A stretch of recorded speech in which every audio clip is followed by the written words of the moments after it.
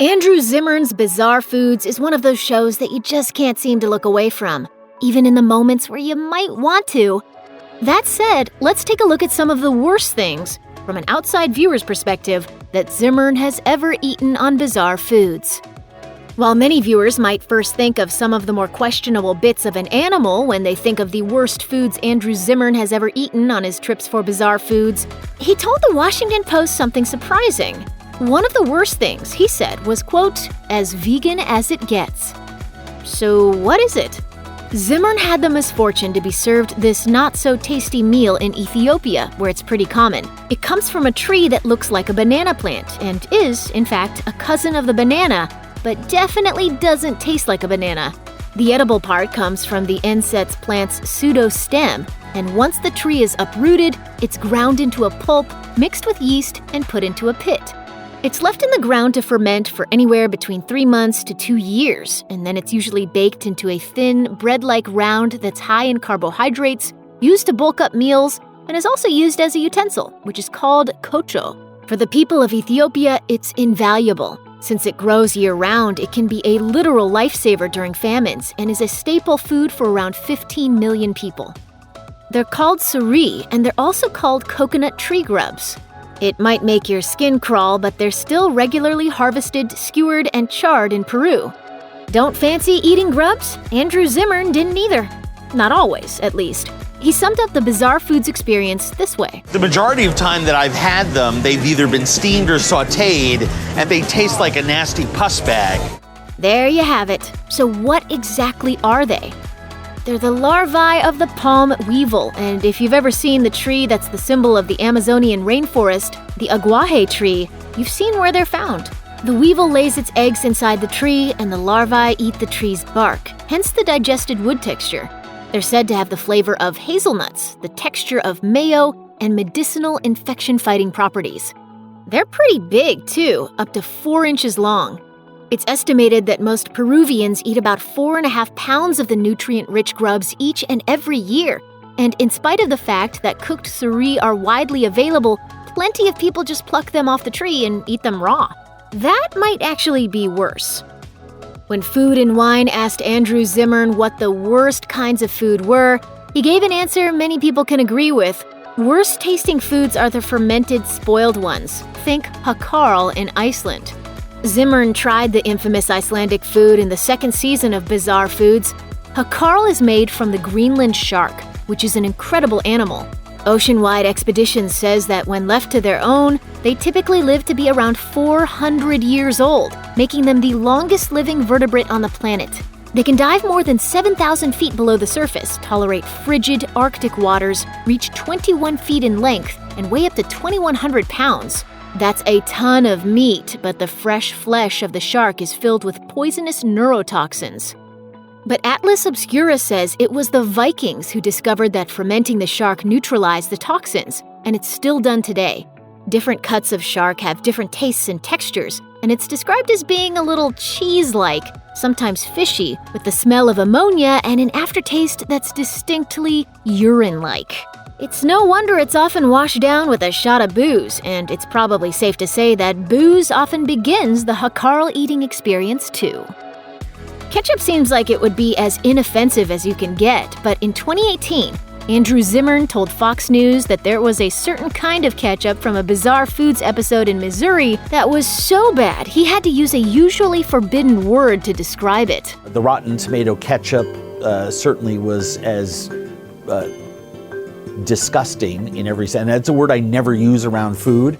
To be more precise, Zimmern went on to say that it was a particular type of condiment used with various types of roasted meats. It's essentially rotten tomatoes covered with mold. It's then boiled long enough to kill the bacteria, and he says it turned into a not-so-terrible condiment with a, quote, faint, fermented, off flavor. While it's certain that mold brings along a special sort of flavor, can meat truly benefit from it?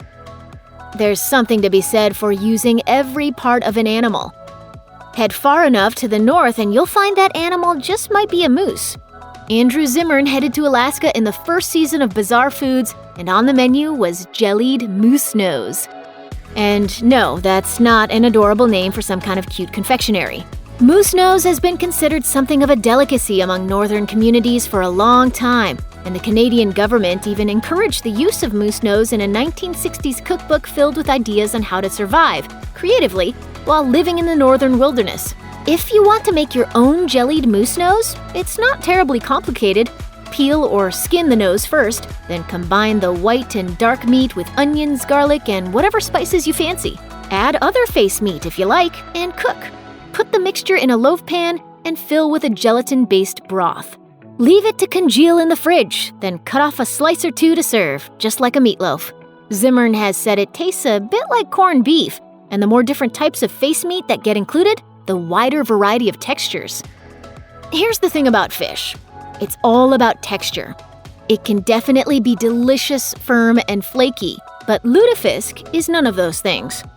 Zimmern and Bizarre Foods headed off to Minnesota in 2007 and sampled lutefisk. Surprisingly, he found it mild and not as bad as he had expected. But still. It's definitely an acquired taste. It's very salty, it's very fishy, but it's that jelly consistency that's a little funky. And it's a gelatinous texture that comes from the way the fish is prepared. It starts out by being soaked for 6 days in cold water that's changed every day. The waterlogged fish is then put in a solution of cold water and lye for a few more days. And yes, it's dangerous as lye can definitely cause chemical burns. It's soaked again for around another 6 days in plain water, then it's prepped by either being steamed or baked. Why? No one's quite sure, but the Daily Meal says it's an oft-told story that the fish was once used in an attempt to poison Viking raiders, but they ended up liking it. Fun fact, don't use sterling silver utensils, it'll ruin the metal. There are some animals that are just off limits, like cats, dogs, and, according to tens of thousands of Whole Foods petitioners, rabbit. Most people in the US add horse to that list too. The US was built on the backs of horses after all, and today, they're still treasured creatures. But according to Andrew Zimmern, they should be livestock raised to be eaten just like cows. He's been incredibly outspoken about his belief that horse should become regularly consumed, and he's used the fact that it's normally eaten in places like South Korea and across Central Asia as support for his argument. Many are less convinced. But it was Kazakhstan where he sampled the oddest cut of horse meat for Bizarre Foods, he says. He was in Almaty's Green Bazaar during Season 6 when he had horse sausage. In addition to the fact that it was horse, it was the casing that would give most people pause. Horse rectum was used as a natural casing for the rib meat, and the whole thing was dried, then smoked.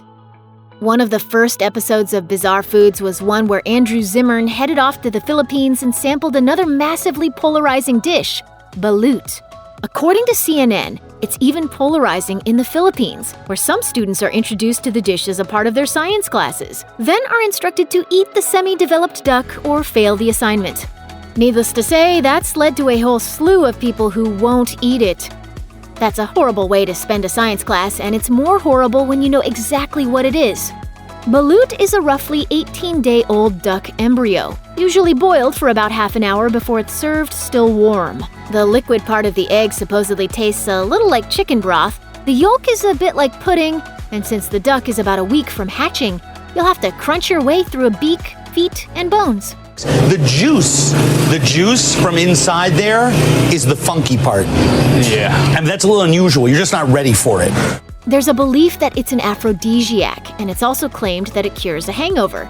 It's no wonder then that it's traditionally been a popular late-night snack sold as street food. The popularity of balut is on the decline though, which is fortunate for mommy and daddy ducks everywhere. The Thailand episode of Bizarre Foods was a rough one, with not just one nausea-inducing food, but a whole bunch of them. It started with Zimmern passing on a bag of bloody cow placenta and opting instead for a bamboo rat on a stick. It was impaled and grilled, and if you've ever wondered whether or not grilled rat entrails smell good, the answer is apparently no. Then it was on to the dung beetles, which were nutty, and the giant horned beetle, which tasted like swamp mud. The following day included raw meat and fat from a just-killed calf, and even though Zimmern passed on the offering of the animal's stomach contents, he did try liver dipped in a bowl of spices and gallbladder bile. It wasn't over yet, oh no. Then it was on to hunting field rats that were cut up whole for a stir-fry. After that, it was time for some carnival food. But there weren't candy apples here. Instead, it was fried sparrows and fish meat that had been salted, fermented, then rotted for a few days. If there's any trip you should have packed some granola bars for, it was probably that one. The planet's oceans are amazing places, but they're also filled with some icky creatures. In some places, people eat those creatures. Andrew Zimmern has said that some of the strangest sea creatures he's ever eaten on Bizarre Foods crawl out of the coral reefs of Samoa. And they're very small worms. They're officially called Palolo. And according to Atlas Obscura, they can only be caught on a single night in October. That's when they come out of the coral. 7 days after the full moon, it's both mating time and harvesting time. Palolo have the ability to detach their heads from their tails. So when you get a plate of the delicacy, which is said to have the texture of noodles and the flavor of seaweed or caviar, you're getting a plate of headless worm bodies. Males are reddish and females are bluish, and while you're eating, their heads are back in their coral homes, busy regrowing tails, a feat they can accomplish in just a few days. In 2009, Andrew Zimmern and Bizarre Foods headed to Australia, and a weird thing happened. Zimmern and the crew went out to the Northern Territory with Frogwatch, a group dedicated to the extermination of the cane toad. The natives were shocked when, after helping catch the frogs, Zimmern cooked and ate their legs. That's not as cold-hearted as it sounds, because according to the Australian Museum, cane toads are an extremely poisonous species with no major predators. They were introduced in 1935 to help eliminate scarab beetles, but have become major pests in their own right. They hunt native wildlife, compete with other species for resources, spread disease, and can even injure pets and people. There have been numerous attempts to find a way to control the population of these hardy toads, and according to Professor Philip Hayward from the Southern Cross University, eating them is actually a pretty good idea. They're nutritious, high in the oft-touted omega-3 fatty acids. They take on the taste of whatever they're marinated in, and eating them is a win-win. It'll help control the population and could be a valuable food source. Hayward stresses that preparing them correctly takes some study and expertise, as they've got a number of poison glands. But aside from that, they're delicious. Check out one of our newest videos right here. Plus, even more mashed videos about your favorite shows are coming soon. Subscribe to our YouTube channel and hit the bell so you don't miss a single one.